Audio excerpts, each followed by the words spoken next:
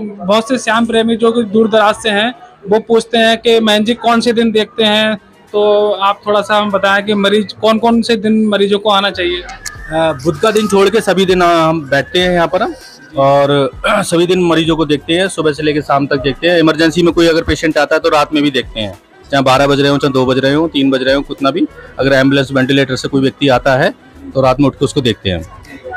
बहुत से rare condition में मैन जी ऐसा होता है एकादशी को बुधवार पड़ जाता है, जैसे कि अभी जो एकादशी निकल के गई है इस दिन बुधवार था, तो उस दिन आप देखते हैं। हाँ, अगर कोई भी इस तरीके का त्योहार अगर पड़ता है बुध के दिन, तो उस दिन जो होता है, जो छुट्टी होती है वो कैंसिल हो जाती है, और उस दिन फिर भक्तों से मिलते हैं और पूरी सेवा देते हैं। कितनी शिफ्ट आप देखते हैं? दिन में हम शिफ्ट देखते हैं 4 शिफ्ट में बैठते हैं हम, और टाइम का कोई पता नहीं होता है कि जितनी लंबी लाइन होती है सबको देख के ही हटते हैं, फिर चाहे 3 घंटे लग जाए चाहे 5 घंटे लग जाए, बैठे ही रहते हैं। सुबह आप तो जो ठंड का समय है 9 बजे से बैठते हैं अब, और 9 बजे से फिर 11 बज जाए, 12 बज जाए। अभी देखो क्या टाइम हो रहा है, आप देख रहे हो 8:30 पे बैठ गए थे, आज कितना 1 बजने वाला है। अब कितना समय हो गया सोचो आप। बैठते हैं और बाबा ने हमें जो ड्यूटी दी वो निभा रहे हैं हम। मतलब 8:30 से दोपहर में, और दोपहर में बैठेंगे अभी, फिर हम हो सकता है 2 बजे दोबारा बैठ जाएं एक बार, क्योंकि आज वहाँ जाना, गंगा आरती है, तो उसके हिसाब से हो सकता है 3 बजे हम निकल जाएं आज। वैसे हम 2 बजे दोबारा बैठ जाएंगे। शाम को भी हम बैठते हैं, आरती के तुरंत बाद बैठ जाते हैं। आरती 5 बजे होती है, लगभग 6 बजे हम बैठ जाते हैं। 6 बजे बैठ जाए, 6 बजे से 10 बज जाए, 11 बज जाए, कोई पता नहीं है, कोई पता नहीं, भक्तों के ऊपर है। यहाँ पर वैसे जो लोग बैठने का हमारा समय है, उठने का कोई समय नहीं है। उठने का समय भक्तों के ऊपर है, कितनी लंबी लाइन लगी हुई है, सबको देख के किसी को निराश नहीं करते हैं। मैन जी बहुत से श्याम प्रेमी ऐसे हैं जो हमसे मतलब कमेंट करते हैं कि जिस दिन महंत जी नहीं हुआ करें तो उस दिन आप हमें बता दिया करो। तो लेकिन सूचना से क्या होता है, लोग भ्रमित हो जाते हैं।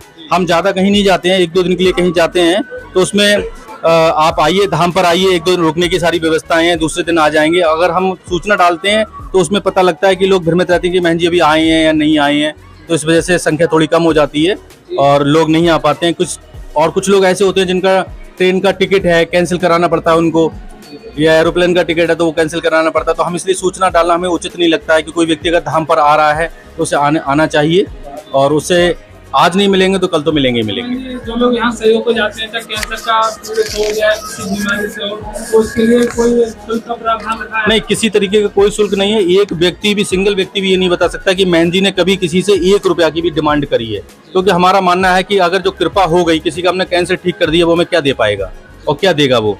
और कृपा है अनमोल, उसका रेट है ही नहीं, तो उसका हम रेट कैसे लगा देंगे, और हम कौन होते हैं रेट लगाने वाले। बाबा की कृपा है, हमारे हाथों से हो रही है, हमारे माध्यम से हो रही है, ठीक है, तो उसका कोई रेट नहीं है, किसी तरीके का रेट नहीं है।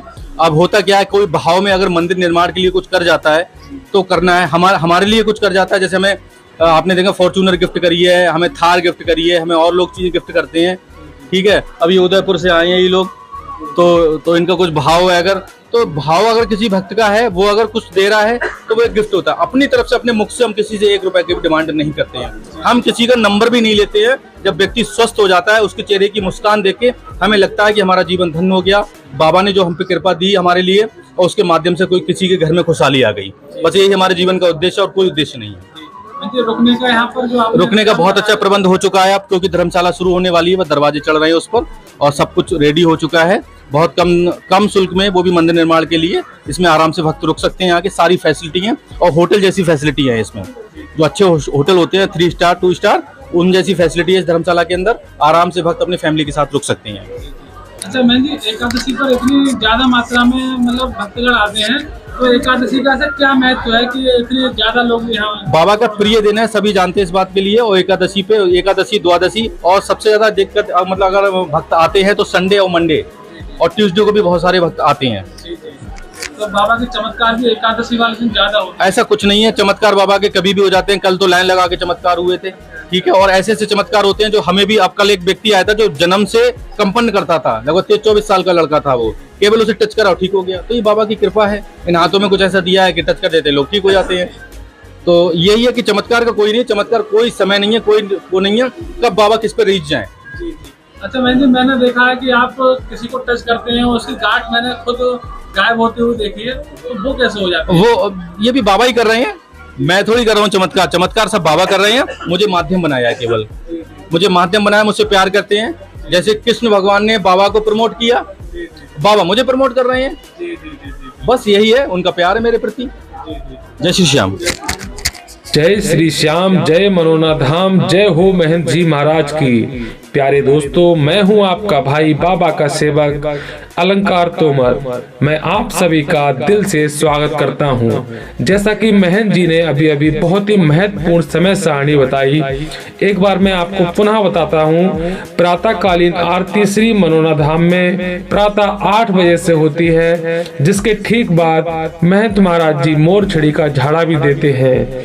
उसके बाद शाम की आरती साया 5 बजे होती है। उसके बाद भी महंत जी थोड़ी देर के लिए मोर छड़ी का झाड़ा देते हैं। मोर छड़ी का झाड़ा अत्यंत महत्वपूर्ण है। कहते हैं जिसको असाध्य रोग होता है, एक बार मोर छड़ी का झाड़ा लग जाए तो निश्चित रूप से उसका कल्याण हो जाता है।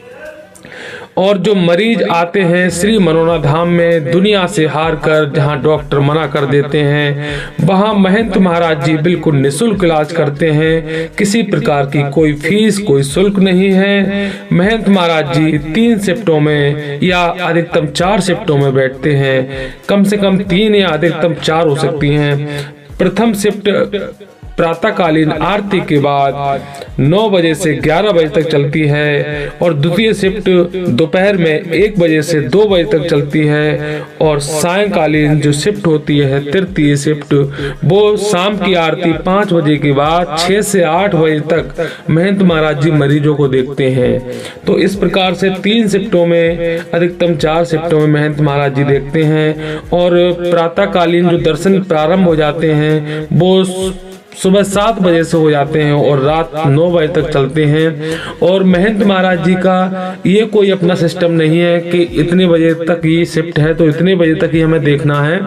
यदि मरीजों की संख्या अधिक है, आशीर्वाद लेने वाले भक्तों की संख्या अधिक है, तो महंत महाराज जी और भी अपना समय बढ़ाते हैं। वो घड़ी के हिसाब से नहीं बल्कि भक्तों के हिसाब से चलते हैं कि कितने भक्त और रह गए हैं आशीर्वाद के लिए। जब तक लाइन खत्म नहीं होती है तब तक महंत महाराज जी आशीर्वाद देते हैं। और जो सबसे महत्वपूर्ण चीज है प्यारे दोस्तों, बहुत से भक्त लोग फोन करते हैं कि ये मनोना धाम कहाँ है। जो लोग पहली बार वीडियो देखते हैं हमारी, उनके मन में यही सवाल पैदा होता है कि मनोना धाम कहाँ है। तो आपको मैं बताना चाहता हूँ, श्री मनोना धाम जिला बरेली उत्तर प्रदेश में तहसील आंवला के पास मनोना धाम है। आप लोग रायबरेली ना जाएं, क्योंकि बहुत से भक्त लोग कंफ्यूज हो जाते हैं। उत्तर प्रदेश में 2 बरेली हैं, रायबरेली और केवल बरेली।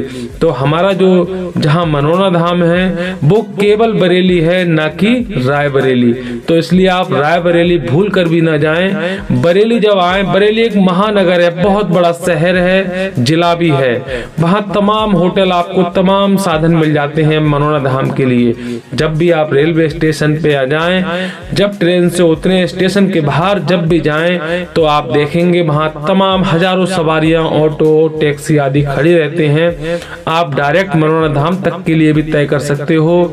यदि आप डायरेक्ट मनोना धाम तक के लिए आपको थोड़ा कॉस्टली लग रहा है, महंगा लग रहा है, तो आप बाई बस आए। आपको पहले तहसील आंवला आना है, जो कि बरेली से लगभग 40 किलोमीटर दूर है। और जब आप तहसील आंवला आ जाएंगे तो मात्र 3-4 किलोमीटर की दूरी पर श्री मनोना धाम है। आप ऑटो के द्वारा आराम से पहुंच सकते हो श्री मनोना धाम। इस प्रकार से हमने आपको पूरा रास्ता बताया। और यदि आप बाई पोस्ट अपनी अर्जी भिजवाना चाहते हैं, यदि आप आसानी से नहीं आ पा रहे हैं, बाबा श्री श्याम से अरदास लगाना चाह रहे हैं, तो उसका पता भी आप लोग नोट कर लीजिए। सबसे पहले हम महाराज जी का नाम डालेंगे, श्रीमान ओमेंद्र महाराज जी, महंत जी, श्री खाटू श्याम जी मंदिर मनोना धाम। उसके नीचे हम डालेंगे ग्राम बा पोस्ट मनोना, तहसील आंवला, जिला बरेली, उत्तर प्रदेश, भारत। और नीचे हम डाल देंगे यहाँ का पिन कोड नंबर 243301243301। ये यहाँ का पिन कोड नंबर है। और नीचे महंत जी का मोबाइल नंबर जरूर डालें आप लोग, महंत जी का मोबाइल नंबर है 9997751200। फिर से सुन लीजिए 9997751200। इस प्रकार से आपकी पूरा अर्जी आप तक यहाँ पहुँचेगी, बाबा की कृपा आपको मिलेगी, बाबा का आशीर्वाद मिलेगा। और आप लोग एक बार मनोना धाम जरूर आए। बाबा श्री श्याम के यहाँ अद्भुत चमत्कार होते हैं, बाबा की कृपा मिलती है और बाबा के लाइव चमत्कार श्री मनोना धाम में होते हैं। आपने पूरी वीडियो हमारी बहुत धैर्य पूर्वक देखी, उसके लिए हम दिल से शुक्रिया करते हैं। और जिन जिन भाइयों ने अभी तक हमारा चैनल सब्सक्राइब नहीं किया है, बाबा की कृपा निश्चित रूप से आपको मिलेगी, बाबा का प्यार मिलेगा। बाबा के चमत्कारों की वीडियो जरूर देखा करें, ताकि बाबा का जो शक्ति है, बाबा की कृपा है, वो आप लोग महसूस कर सकें कि बाबा कलयुग की अवतार हैं, हारे का सहारा है, वो किस प्रकार से भक्तों को सहारा देते हैं। वीडियो को लाइक, कमेंट, शेयर जरूर करें। कमेंट में जय श्री श्याम लिखें और चैनल को जरूर सब्सक्राइब करें। बहुत बहुत धन्यवाद आप सभी का। जय श्री श्याम, जय मनोना धाम, जय हो महंत जी महाराज की।